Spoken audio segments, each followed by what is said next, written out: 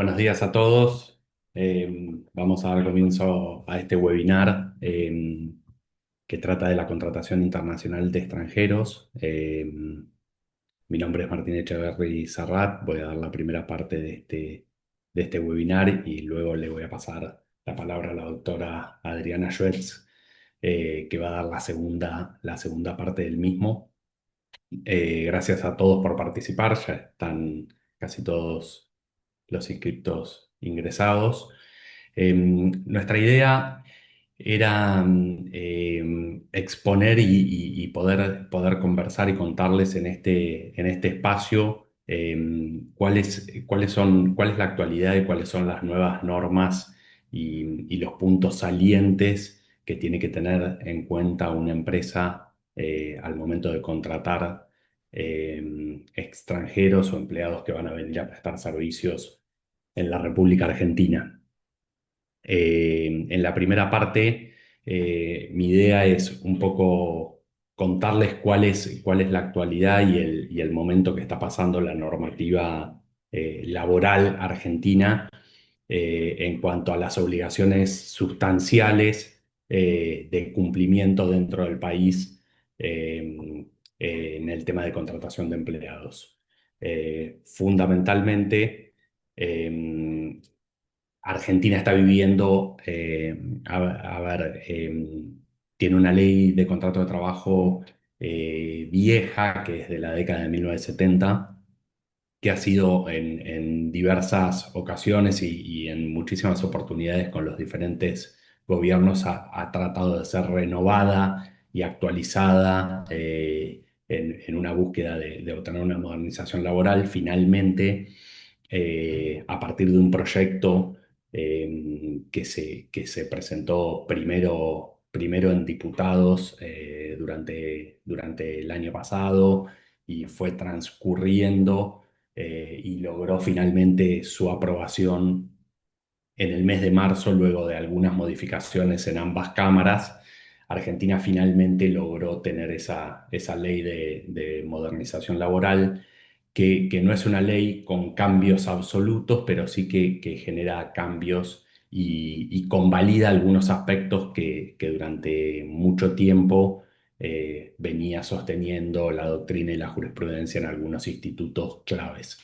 Entonces, la idea de esta primera parte es poder poner a todos ustedes en contexto de cuál es la normativa de fondo y las obligaciones sustanciales de fondo que cualquiera de sus empresas o de las empresas que ustedes asesoren van a tener que tener en cuenta al momento de contratar empleados. Y en el caso particular, empleados extranjeros, veremos lo que concierne a permisos y habilitaciones migratorias a tal fin. Por eso, un poco vamos a sobrevolar en estos primeros minutos algunos de estos temas que están enlistados en la agenda, como el contexto y los objetivos, qué ocurrió a partir de la reforma en relación a despidos y las indemnizaciones, a despidos sin causa y a desvinculaciones que pudieran hacerse en el régimen laboral argentino.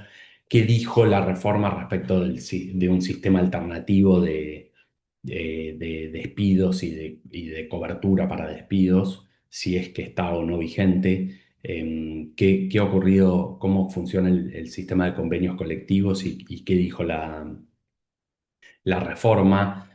Derecho a huelga, flexibilización, riesgos y fundamentalmente cuáles son sintéticamente las obligaciones laborales en Argentina. Eh, el contexto argentino hasta marzo de este año, digamos, y probablemente continúa en esta primera parte del año y seguirá en los primeros próximos años, en los primeros años de vigencia de esta nueva ley.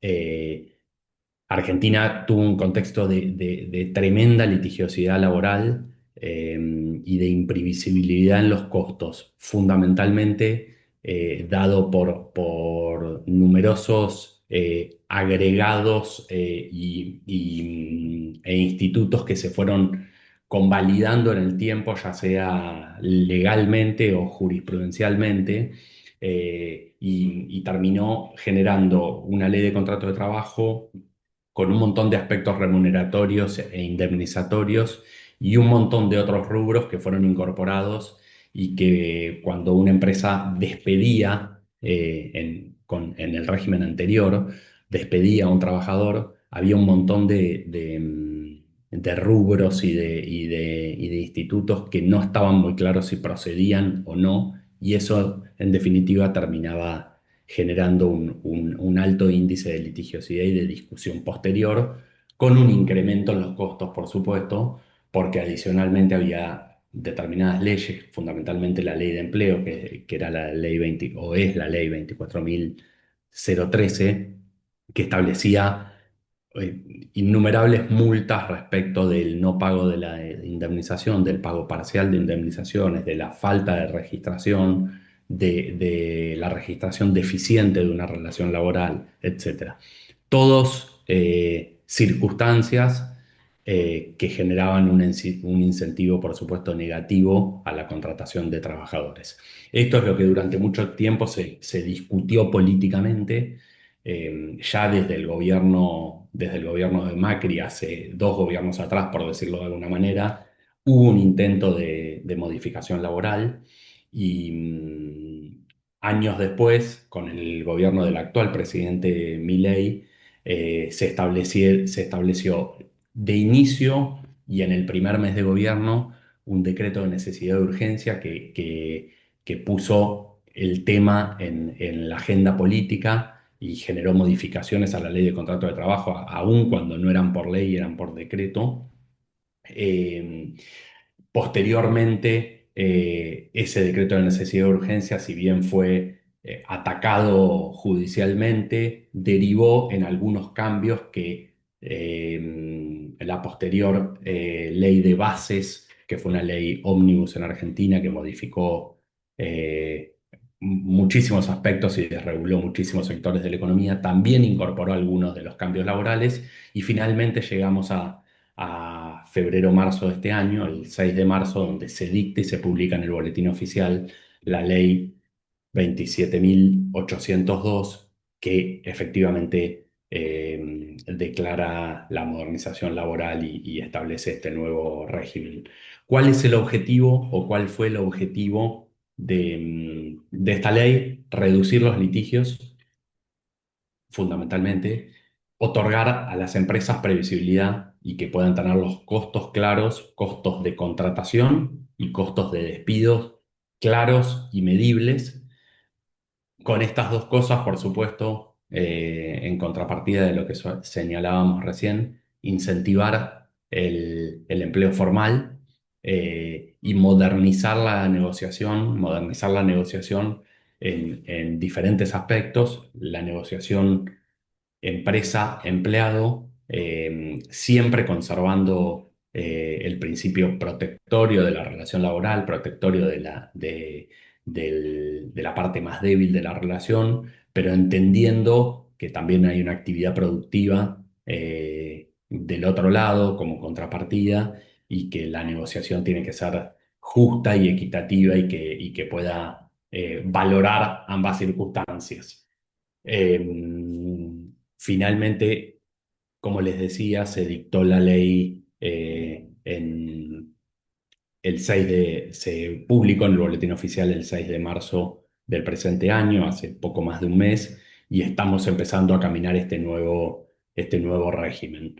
Eh, esto por supuesto que es opinión, pero creo que es un buen punto desde el punto de vista objetivo. Yo creo que la reforma no viene a eliminar derechos, si bien pone en claro y podría decirse que en algún aspecto en indemnizaciones, algunos de los rubros que estaban en duda y eran contemplados en anteriores indemnizaciones fueron quitados o eliminados, pero en términos generales podríamos decir que no elimina derechos, no elimina indemnizaciones, por el contrario, establece un sistema alternativo que en algunos sectores de la economía argentina, como en el régimen de la construcción, funcionó y funciona, eh, no sé si perfectamente, pero de buena manera, y tampoco deslaboriza, como se ha dicho por ahí. Sí redistribuye los riesgos, cambia los incentivos y otorga, como dijimos, mayor y mejor negociación.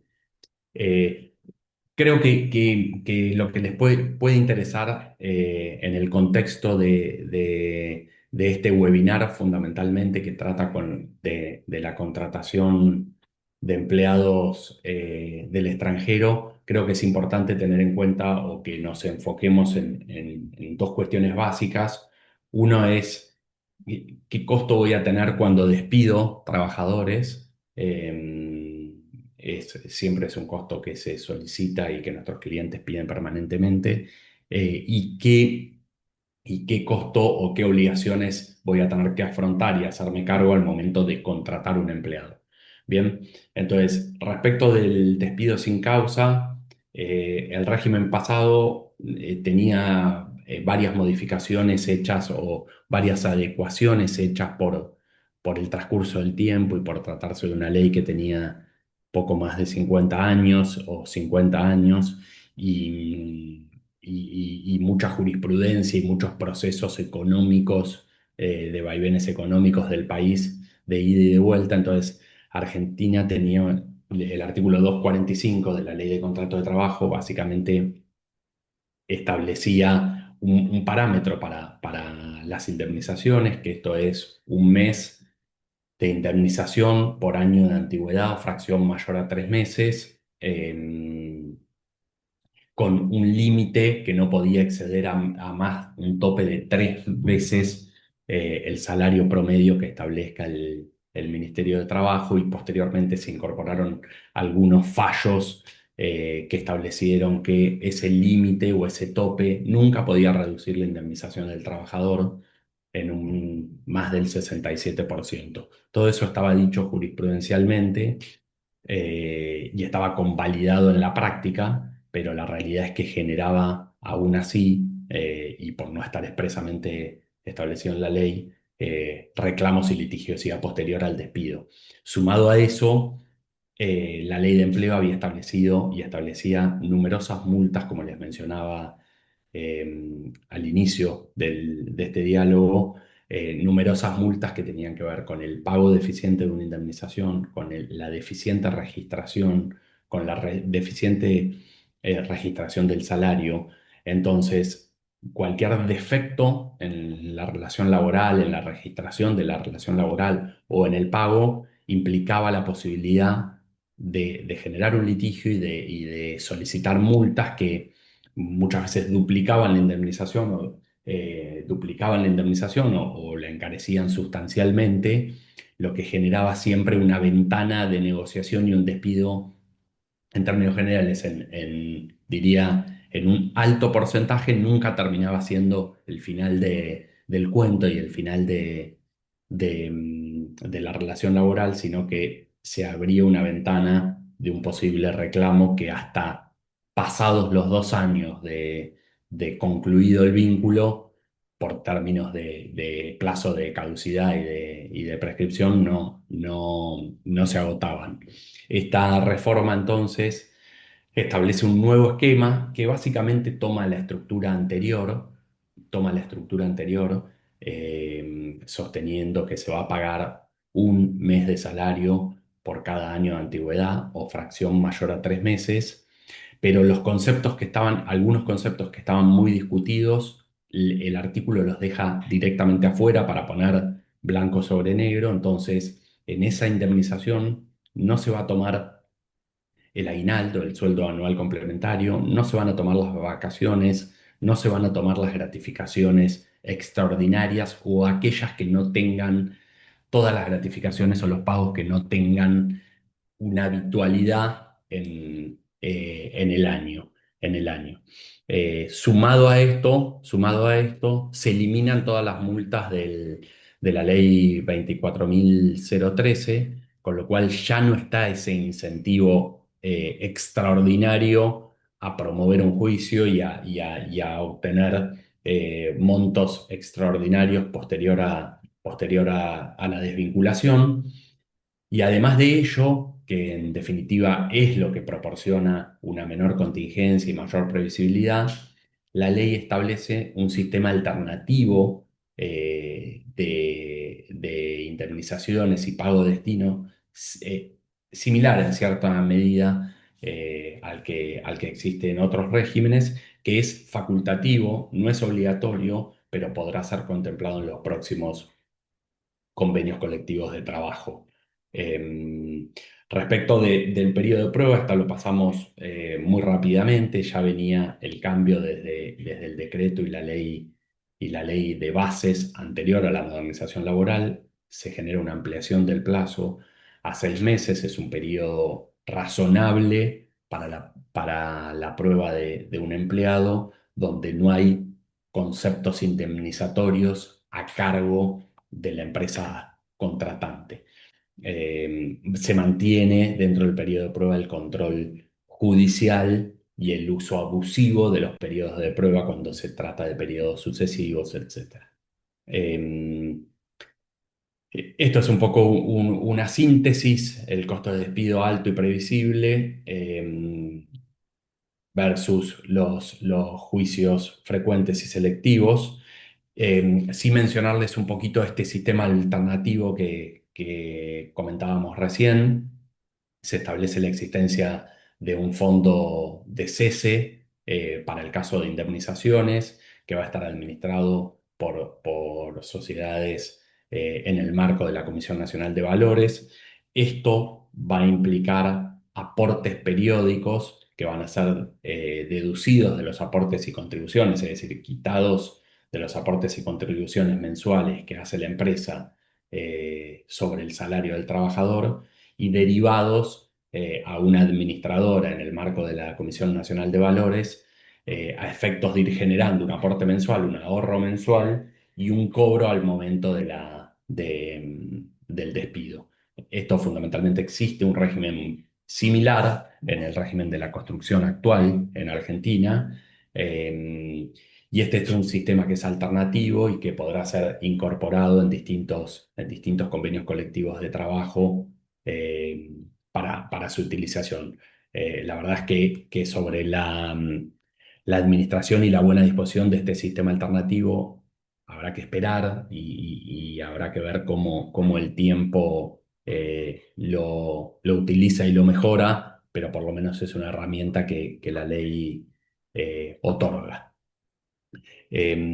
Otro de los temas que resultan de trascendencia y que está siendo atacado judicialmente, la reforma laboral se metió con respecto de los convenios colectivos de trabajo. Para el que lo sabe o para el que no lo sabe también, Argentina tiene un esquema de convenios colectivos de trabajo fundamentalmente por rama o por actividad, con miles de convenios colectivos de trabajo relacionados cada uno con la actividad, es decir, existen convenios colectivos de trabajo tantos como actividades, desde petroleros, farmacéuticos, químicos, yerbateros, metalúrgicos, por supuesto, comercio y muchísimos otros. Entonces, no es la regla general el convenio colectivo por empresa. Si bien grandes proyectos y grandes empresas pueden tener un convenio colectivo de trabajo específico por empresa, la regla en líneas generales es que es por rama o actividad. Pero la ley establecía algo así como la ultraactividad, un principio de ultraactividad de los convenios que establecían que las condiciones de los convenios colectivos de trabajo perduraban en el tiempo aún cuando la vigencia de un convenio suscrito haya caducado. Entonces, cambios a nivel salariales o a niveles indemnizatorios o a niveles licencias que habían sido suscritos en un convenio del año 1976, y menciono 1976 porque durante el 75, 76, 77 hubo infinidad de convenios colectivos de trabajo, continuaban su vigencia aun cuando el plazo propio de vigencia del convenio estaba vencido. un poco lo que viene a decir la ley eh, nueva es que una vez vencido el plazo de vigencia del convenio, las partes van a tener que volver a negociar y eso es lo que está siendo hoy atacado, entre otras cosas, por la CGT, pero ese es el punto crucial.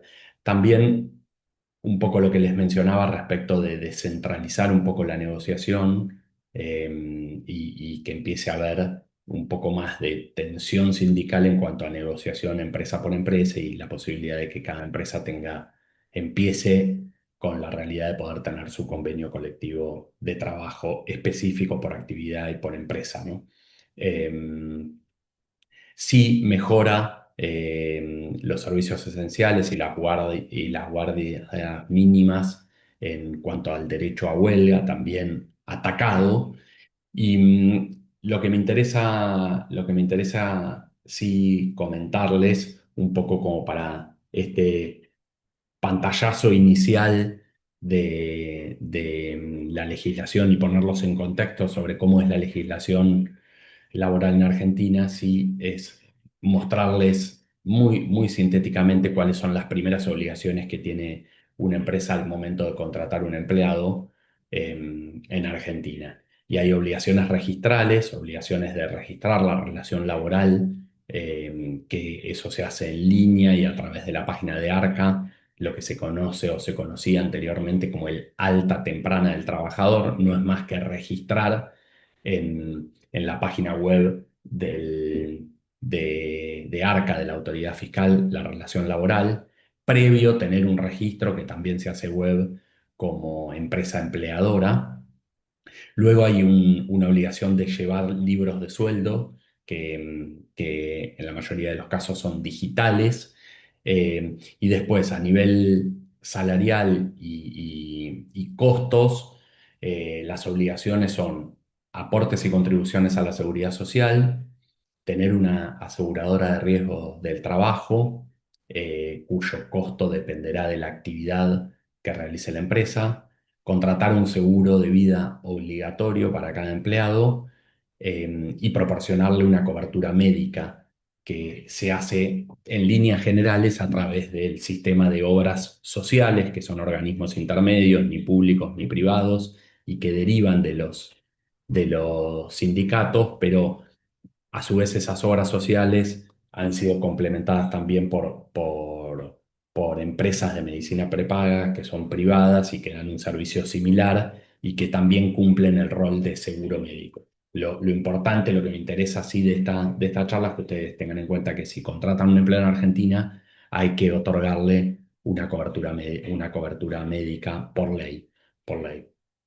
Previo al registro, se encuentra la obligación de realizar exámenes preocupacionales, exámenes que se pueden hacer de manera privada y que demoran 48, entre 48 y una semana, según el caso, la ubicación, el domicilio, etcétera, pero ese es más o menos el tiempo. Y luego hay, por supuesto, que otro número de obligaciones que dependen del caso concreto. Si el empleado va a estar acogido a un convenio colectivo de trabajo, se realizarán aportes sindicales a determinado convenio, la obligación de emitir recibos de sueldo mensuales y entregar su copia al trabajador, la obligación de regímenes informativos y declaraciones juradas mensuales, en donde todos los conceptos que mencionamos anteriormente relacionados con aportes, contribuciones, ART, seguro de vida, obra social, se vuelcan en un formulario mensual que se presenta ante la autoridad fiscal y que es un formulario conocido como formulario 931. Hasta ahí las dos grandes temas para la contratación laboral, es decir, cuáles son las obligaciones que tiene que tener en cuenta una empresa al momento de contratar y también cuál es el costo o los conceptos que van a estructurar la indemnización y el despido de un trabajador. Yo creo que hasta aquí, como la primera parte, como puesta en contexto para pasar a la parte migratoria que va a contarles Adriana. Yo voy a dejar de presentar, después por supuesto quedaremos al final de la charla abiertos a las preguntas que puedan realizar. Voy a dejar de compartir y pasamos a la siguiente parte. Gracias, Martín.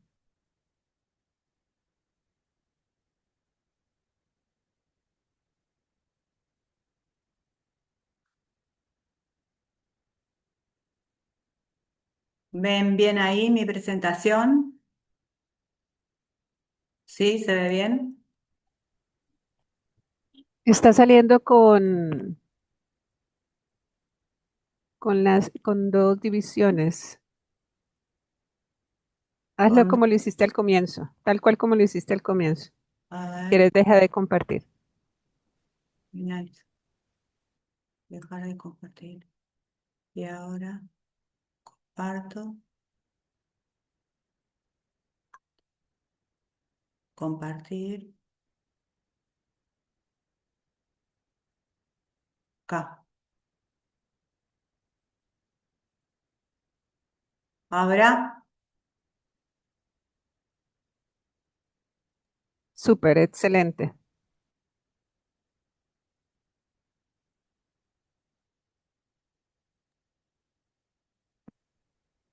espera, porque Sí, ahora está lista, cuando quieres.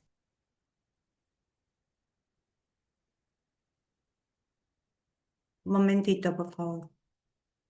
Mostrar vista. Bueno, se ve bien, ¿no? Sí, Bueno, en esta charla vamos a hablar sobre cómo funciona el sistema migratorio argentino en relación con el trabajo de extranjeros y abordando las distintas alternativas de residencia y sobre todo cómo se aplica en la práctica. Para comenzar, es importante tener presente que el sistema migratorio argentino, en términos generales, ha sido bastante accesible, especialmente si se lo compara con otros países. No obstante, en la actualidad se ha vuelto más exigente en materia de controles, documentación y cumplimiento efectivo de los requisitos. Por eso hoy más que nunca es clave encuadrar cada caso desde el inicio y analizar bien en qué categoría encuadrar el caso de cada trabajador extranjero que desea trabajar en Argentina. La normativa aplicable se encuentra en la Ley Nacional de Migraciones, que es la 25.871, su decreto reglamentario 616 del año 2010, y también diferentes disposiciones complementarias. Para esta presentación nos vamos a concentrar en la regulación del RENURE, que es el registro de entidades de empresas contratantes de extranjeros, y la disposición 758 del 2022, que introduce la figura de la visa de nómade digital, otorgando una residencia transitoria por 6 meses y que la desarrollaremos más adelante en los otros slides. En cuanto a los cambios recientes, el decreto de necesidad de urgencia 366 del 2025, que fue dictado en julio del año pasado, introdujo modificaciones relevantes. Entre ellas, amplía los supuestos de impedimento de ingreso y permanencia en el país y agiliza ciertos procedimientos para expulsión. Y si bien se mantiene el derecho a migrar y las garantías del debido proceso, se establecen causales de denegación especialmente vinculadas a los antecedentes penales y al falso turismo, que se aplica a aquellas personas que ingresan con una visa de turista, pero en realidad su intención es trabajar, estudiar o residir sin la visa correspondiente. Bajo esta nueva normativa, este nuevo decreto, los controles se han vuelto más rigurosos y otorgan mayor discrecionalidad a los inspectores de la Dirección Nacional de Migraciones. Asimismo, se incorporan nuevas exigencias para acceder a la residencia permanente, como acreditar la solvencia económica, y se elimina la posibilidad de acceder a la residencia permanente por un vínculo por un tema de nacionalidad con un residente permanente. Primero se accede a una residencia temporaria y después de cumplidos los requisitos se accede a la permanente. Bueno, los extranjeros pueden permanecer en Argentina en las categorías de residencia transitoria, residencia temporaria y la residencia permanente. En este caso en particular vamos a desarrollar la residencia transitoria y la residencia temporaria. Y por otro lado, dentro de la residencia temporaria vamos a analizar el impacto que tiene la nacionalidad. Es decir, si es de los países del Mercosur que comprenden todos los países de Sudamérica o extra Mercosur o extra zona. La residencia transitoria, yo marqué 3 ítems, es más numeroso la cantidad de subcategorías, pero puse en el slide solo estas 3 porque son las que nos convoca el día de hoy. Está regulada en, en el artículo 24 de la Ley de Migraciones y comprende a aquellos extranjeros que ingresan al país por un plazo limitado y con un propósito específico, sin intención de radicarse, y no genera derecho a la obtención del DNI. Dentro de esta categoría encontramos distintos supuestos: turistas, actividades técnicas, trabajadores migrantes, estacionales, entre otros. Dentro de esta categoría hay un supuesto particularmente relevante que es la del trabajador migrante estacional, que está regulado en el artículo 24, inciso H, y complementado por la disposición 1824 del 2013. Y el trabajador migrante estacional permite al extranjero ingresar a Argentina para desarrollar alguna actividad técnica, profesional o de prestación de servicios de manera puntual. No se trata de una residencia para trabajar en forma permanente, sino como de un permiso de trabajo para realizar una actividad específica y tiene que estar remunerado. El plazo generalmente se otorga por 90 días con posibilidad de renovarlo, de prorrogarlo por 90 días más, o sea, 180 días. Y debe existir una empresa que sponsoree la visita de ese trabajador, una empresa inscrita en el Registro Único de Requirentes. Y para la solicitud se deberá presentar una nota a la Dirección de Migraciones solicitando la visita del trabajador extranjero, tramitar un certificado de antecedentes penales argentino, y es importante mencionar que se pueden tramitar 2 por año. O sea, el permiso de trabajo, la residencia transitoria dura 3 meses. Si uno sale del país durante esos 3 meses, esa residencia transitoria caduca y se puede tramitar otro nuevamente por 90 días más. Por otra parte, la resolución 137 del Ministerio del Interior establece la exención de visa consular a los nacionales de los países miembros de la OCDE, o sea, aquellos extranjeros nacionales de países miembros de la OCDE pueden ingresar al país sin necesidad de visa para realizar actividades de negocio, gestiones comerciales o técnicas, siempre que sean actividades no remuneradas localmente o actividades en negocios habituales.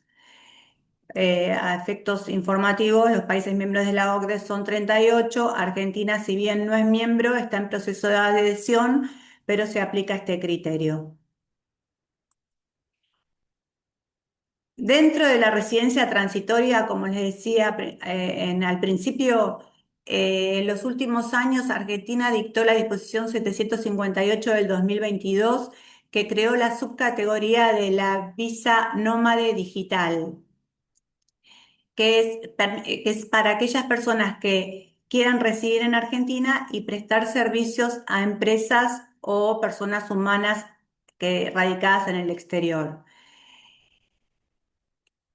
Se establecen ciertas condiciones básicas para acceder a esta categoría. Si bien la norma no define montos mínimos ni delimita con claridad los formularios, exige que el perfil del solicitante sea una persona que desarrolla actividades de manera remota y que su lugar de residencia se encuentra en Argentina.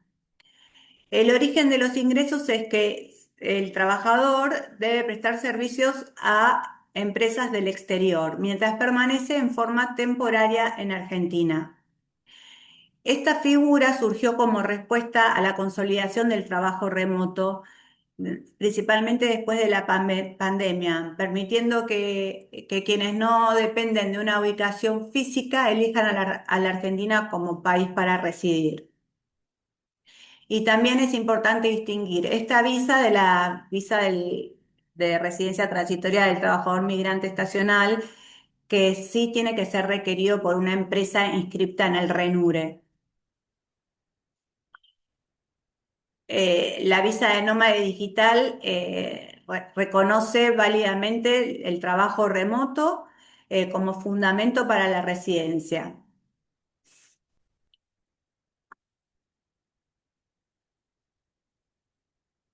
Después, respecto a la residencia temporaria, existen distintas categorías, pero hoy nos vamos a concentrar en la más relevante para este análisis. La residencia temporaria permite residir en Argentina por un periodo prolongado y trabajar de manera regular. Y acá aparece la diferencia clave entre la nacionalidad del solicitante. En el caso de los ciudadanos Mercosur y países asociados, el sistema es considerablemente más flexible. La residencia por nacionalidad se otorga por 2 años y habilita a trabajar sin necesidad de presentar un contrato de trabajo ni invocar los motivos por los cuales viene a trabajar a Argentina o a la actividad que viene a desarrollar al país.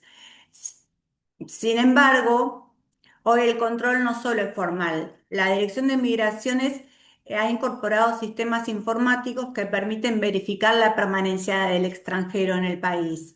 Si detecta ausencia prolongada, por ejemplo, 1 año sin reingreso, puede cancelar esa residencia.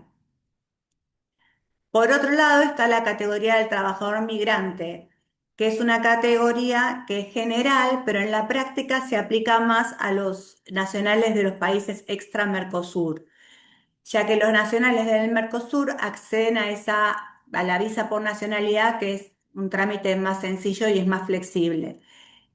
En este caso, sí debe intervenir una empresa inscrita en el RENURE, el Registro Único de Requerentes Extranjeros, y presentar un precontrato de trabajo. El extranjero obtiene inicialmente un quill provisorio hasta la emisión del DNI definitivo. También la residencia se otorga por 2 años. En ambos casos, para poder renovarla, se exige acreditar la permanencia efectiva en el país de al menos 6 meses y un día por cada año, en línea con los criterios que se han vuelto más estrictos de los últimos años. El proceso de residencia se inicia ante la Dirección de Migraciones y el día del trámite se otorga una residencia precaria que habilita al extranjero para permanecer, salir, ingresar al territorio argentino, trabajar durante el periodo de vigencia. Hasta tanto se dicta la disposición por parte de Migraciones que otorga la residencia. La duración de esta visa, de esta residencia precaria, es de 90 días corridos renovables. Este plazo se modificó por el DNU que les mencionaba, el DNU del año pasado, el 366 del 2025, porque antes se concedía por 180 días y ahora se redujo a 90. Igualmente es prorrogable. Si, es importante también destacar esto, si una persona tiene una residencia precaria y mientras el trámite se encuentra en curso, en proceso, el solicitante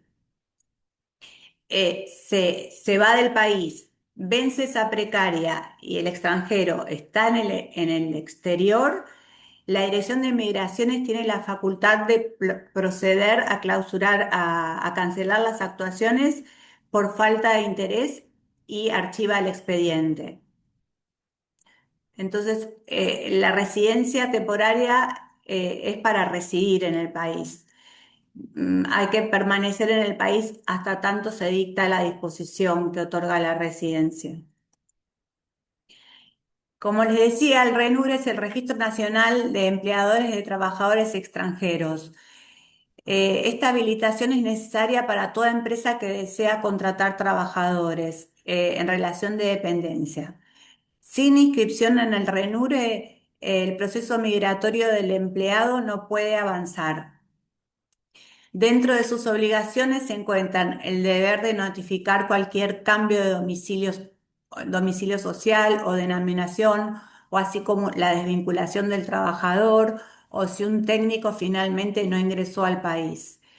La responsabilidad de la empresa es activa, no es meramente formal. La normativa que crea el RENURE establece un régimen sancionatorio que se ha endurecido en los últimos tiempos, tanto para los empleadores como para los empleados. Para el empleador, es si el empleador contrata a un trabajador extranjero sin que reúna los requisitos legales de residencia, puede ser sancionado solidariamente con una multa de 50 salarios mínimo vital y móvil, que son aproximadamente $12.000 por cada extranjero carente de habilitación migratoria. Dicho monto se incrementa en un 50% ante la reincidencia. Y esta sanción puede también acarrear la suspensión de la inscripción en el RENURE de la empresa por un plazo de hasta 5 años. Es decir, la empresa no podría contratar personal extranjero. Para el trabajador extranjero, las consecuencias incluyen la cancelación de la residencia, la intimación a regularizar la situación y, en su caso, la orden de salida del país. Cabe destacar, es muy importante, que ante una inspección de la Dirección de Migraciones opera la presunción en contra del empleador. La sola presencia de un extranjero sin la autorización en el establecimiento hace presumir que está trabajando, que hay una relación de dependencia, lo que es muy difícil desvirtuar en sede administrativa.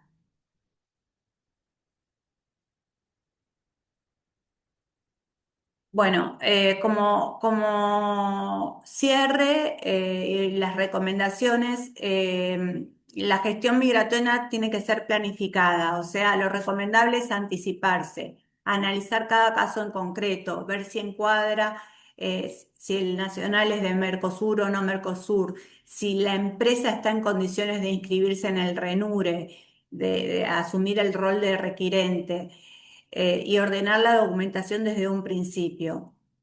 También es clave entender que no termina este trámite, no termina con la obtención de la residencia, sino que es un proceso. Hay que hacer un cumplimiento de los requisitos laborales, la permanencia del extranjero en el país, la actualización de datos en migraciones. Por eso, más que un trámite, estamos hablando de un proceso que hay que gestionar correctamente. Para cerrar, me parece importante resumirlo en tres puntos. Primero, que Argentina sigue siendo un país accesible para trabajar y para los extranjeros migrantes. Y sigue dando herramientas para incorporar talento extranjero. La segunda es que el acceso está acompañado de mayor control y que Migraciones ya no se limita nada más a verificar la documentación, sino que está mirando la actividad real de la empresa y la situación concreta del trabajador. Y la última es que el riesgo no es contratar, sino contratar mal, y que se pueden evitar contingencias si uno planifica la venida del trabajador con suficiente antelación, encuadrándolo dentro de la categoría migratoria correspondiente y cumpliendo con las normas argentinas, tanto laborales como migratorias. Las sanciones pueden ser importantes, por eso lo recomendable es hacer el análisis previo y encuadrar bien el tipo de residencia. Bueno, hasta acá mi presentación. Quería saber si tienen alguna pregunta.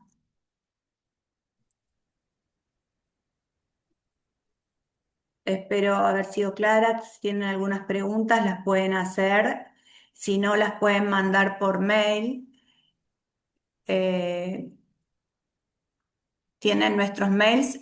A ver, voy a compartir para que vean nuestros mails. Para cualquier cosa, escribirnos,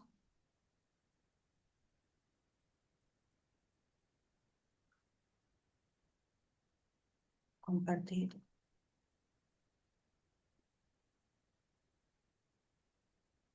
Cualquier duda o consulta que surja después de ahora o viendo la presentación, nos pueden escribir o contactarnos a los teléfonos y emails que está No sé mostrando por, no, no, Adriana.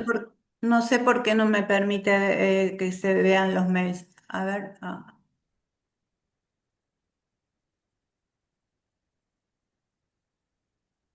acá está.